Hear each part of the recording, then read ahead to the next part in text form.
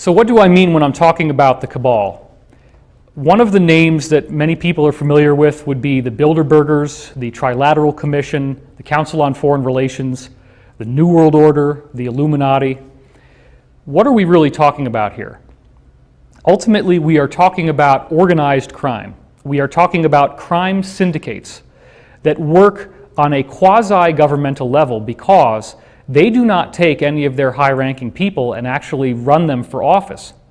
The people who run for office are never more than middle level within these corporations. We have multiple insiders, whistleblowers, some of whom I've spoken to directly, who have witnessed American presidents acting like simpering little wimps in front of these higher-ranking cabal members because they are terrified of them.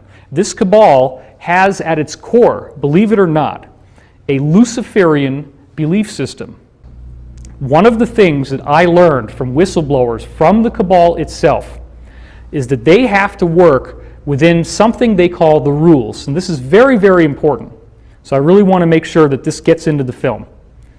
The rules are a body of spiritual principles that they must follow in order to be allowed to exist. Now, what do I mean by allowed to exist? I mean that they are aware that there are benevolent forces that will prevent them from achieving their goals unless we give them permission to enslave us. Now think about that. Well, I didn't give them permission. Why, for example, was there a document on display in the British Museum Library of London in the late 1800s that comprehensively lays out a plan for 3 world wars, during which time they will consolidate a Luciferian New World Order?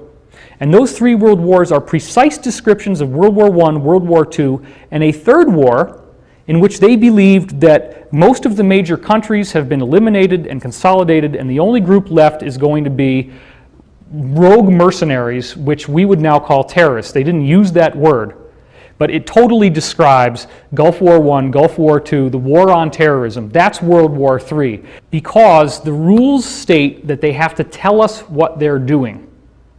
Therefore, if we allow it to happen, we have consented to tyranny, we have consented to enslavement. Now, if you get into the secret history of the cabal, this was rediscovered by Queen Elizabeth, the original Elizabeth that we've heard about from the 1500s. Queen Elizabeth's royal astrologer, a man named John Dee, who is the prototype of the wizard with the long beard, the hat, and what he did was to rediscover, through these ancient documents that were in the Vatican, the technology of how to access what they considered to be spiritual beings that were useful to them, but what we would consider to be demonic or evil beings. These beings need to be accessed through a very complex set of rituals and ceremonies. You cannot just ask for them to show up. You have to follow very elaborate and specific protocols. If you follow those protocols, it's like having an IP address, which is what we use to go online in order to notate a website. Every website has its own IP address. These spiritual beings, such as Baal and Moloch, which they still do ceremonies for today, such as in Bohemian Grove, there is a giant effigy, stone effigy of an owl. That's the god Moloch. The god Moloch goes all the way back to Rome and Carthage, in which they were offering child sacrifices to this god in exchange for power. So John Dee rediscovered the technology of how to draw the magic circles, how to say the right incantations, how to actually do black magic on a governmental level.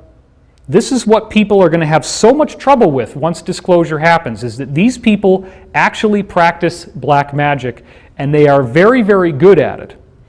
So there is a situation going on right now in which we can actually see an example of a corporate mega entity that is essentially buying its time, but is almost out of time right now.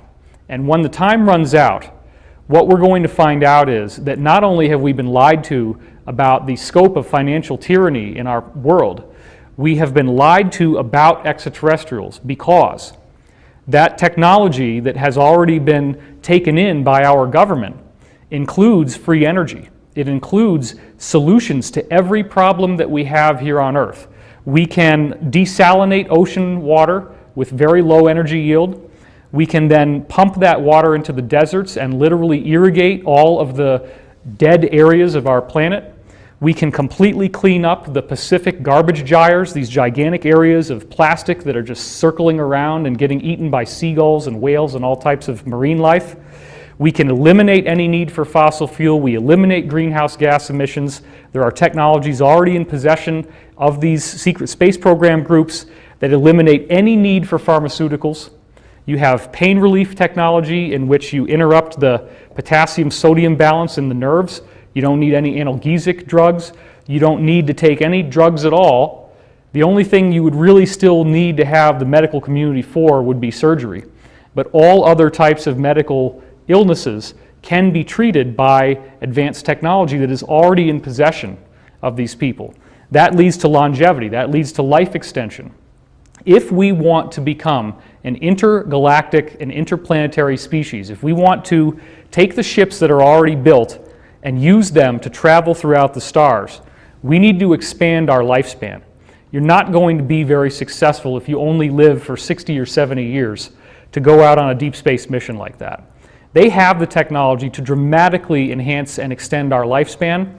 They have the technology to allow us to travel through portals, to be able to go from point A to point B, even across vast numbers of light years, nearly instantaneously. We literally have all the tools in front of us right now for a Star Trek era. The only reason why we don't have it is that our planet, unfortunately, is being run by a sociopathic cabal of people who actually believe that humans are bad for the environment and they need to dramatically reduce population first before they release these technologies. Their goal was to bring us down to our knees so that we were so desperate for help that by the time they give it to us, they can instill total control and have absolute dominion over everyone. That's not going to be allowed to happen. There is an alliance here on Earth of very powerful entities. This actually includes a majority of the U.S. defense establishment, and I'm also talking about organizations that most people think of as negative, like the CIA. There are very strong positive groups within all of these different intelligence agencies, the NSA, the DIA, naval intelligence, you name it. And their goal is to work with this international alliance of countries that are outside the Western system directly and have seen that, in fact, we are being ruled by a Ponzi scheme in which they just print money out of thin air, do as much as they want. That's really the problem here. We can't allow these people to continue to make as much money as they want without having any collateral behind it. So once we get some further steps forward in the disclosure process, once the efforts of this alliance, this international alliance, get to the next level, there will be data dumps, there will be volumes of information released that will shake our beliefs to their core. They will challenge everyone.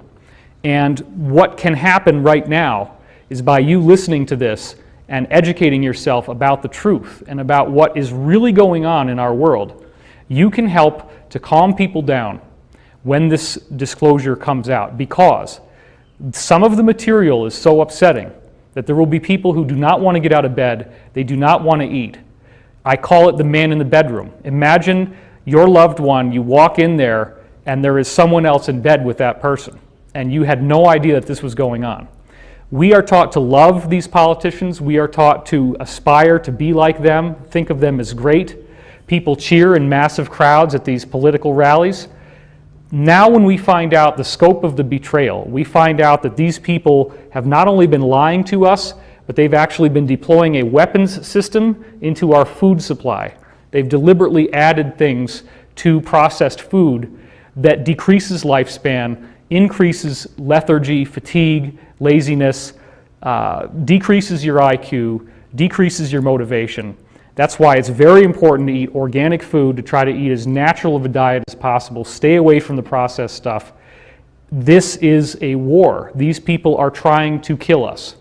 And if you can understand that, then recognize that once the truth comes out, it will be in the context, very likely, of these people having been arrested on a massive level. There's all kinds of logistics about how that's going to be done, when that's going to be done. It is a massive operation. and I am not authorized to give all the details away. In fact, I did leak details about mass arrests before, and unfortunately I compromised at least 2 different operations because I leaked too much that was classified. I got people killed, so I'm not going to say all of the details now, but we do expect, there are certain things I can say. We do expect there's going to be a blackout. We do expect that all the power is going to go off for a while. During the time that the power goes out, there very likely will be military operations taking place in all of the major American cities. Those operations will most likely be occurring in places where this financial cabal is concentrated the most, and you can kind of interpolate from that what I'm saying. It is very likely that the lights will not be turned back on until the operation has been completed. So everyone is being advised to have approximately 2 weeks of storable food and water on hand, because there may be a temporary disruption of goods and services. The way I like to look at this is, if you throw up, you'll feel better. This is a situation in which it is akin to a coup, but it is a positive counter-coup against a group that has secured political control of our planet in an astonishing fashion and has been far more successful with it than most people realize. This thing is pervasive through media, government, finance, military, politics, pharmaceuticals, agriculture, food. It's a very complex problem, and a lot of people immediately want to look away when they encounter this information. They say, this is overwhelming. In fact, and she's given me permission to say this now, my own mother, when I would talk to her about this, she said, David, I don't want to live in a world where this is true. And I said, Mom, you can't change the fact that these people exist.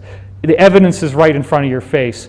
Now, some people do not want to look at it, and I respect that, but I honestly can tell you that if you are not willing to look at this stuff, you are part of the problem, because you are burying your head in the sand. You don't have the courage to face the adversary.